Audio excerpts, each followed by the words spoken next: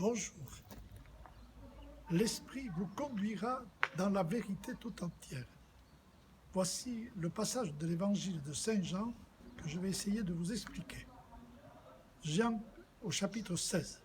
J'ai encore beaucoup de choses à vous dire, mais pour l'instant, vous ne pouvez pas les porter. Quand il viendra, lui, l'Esprit de vérité, il vous conduira dans la vérité tout entière. En effet, ce qu'il dira ne viendra pas de lui-même, mais ce qu'il aura entendu, il le dira. Et ce qui va venir, il vous le fera connaître. Lui me glorifiera, car il recevra ce qui vient de moi pour vous le faire connaître. Tout ce que possède le Père est à moi. Voilà pourquoi je vous ai dit, l'Esprit reçoit ce qui vient de moi pour vous le faire connaître. Encore un peu de temps et vous ne me verrez plus. Encore un peu de temps et vous me reverrez. Vous vous souvenez tous de la réponse que fit Jésus à la question de Pilate pendant la Passion. « Tu es donc roi ?» lui demanda Pilate. Réponse de Jésus, « Je suis né et je suis venu dans le monde pour rendre témoignage à la vérité. Quiconque est de la vérité écoute ma voix. » Et Pilate de répondre, « Qu'est-ce que la vérité ?» Il est impressionnant de constater que Pilate ne reconnaisse pas devant lui celui qui a dit « Je suis le chemin, la vérité et la vie ».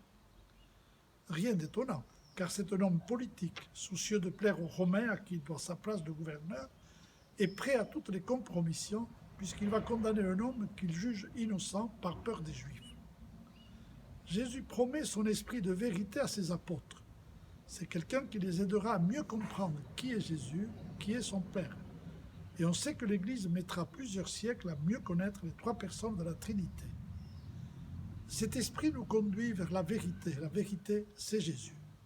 Personne ne possède la vérité. Il faut toute la vie pour y entrer progressivement. Cet esprit nous donne aussi la force d'en témoigner tous les jours. Il remplit chacun de son courage et de son amour. Voici une petite histoire. Il était une fois une grand-mère et son petit-fils de 5 ans, Pierre, qui attendaient avec impatience son cadeau d'anniversaire. Le jour venu, Pierre téléphone à sa grand-mère. « Tu sais, mamie, j'ai reçu des crayons soufflés. » Intriguée, la grand-mère ne comprend pas très bien. « Mais mamie, ce sont des crayons magiques. On souffle, toutes les couleurs se mélangent, c'est très beau. Je vais t'envoyer un dessin. » La surprise de la grand-mère fut grande. Des dessins aux couleurs multiples comme dans un ciel, comme des nuages éclairés par le soleil couchant ou levant, des couleurs vives, des couleurs pastel, comme si le monde était un grand jardin plein de fleurs. Et la grand-mère se mit à rêver. Si c'était cela le souffle, donner des couleurs à la vie, donner une profusion de couleurs pour que l'on sache saisir la diversité de la nature, des êtres, et cette grande liberté des enfants de Dieu qui, se laissant guider par le souffle, deviennent à leur tour des artistes qui donnent couleur à la vie. Elle se mit à rêver, la grand-mère, au petit Pierre attablé, soufflant sur des crayons pour faire naître une féerie de couleurs.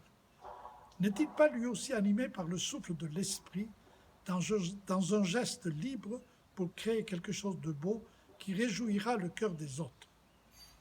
Faisons nôtre la prière à l'Esprit Saint du cardinal Verdier.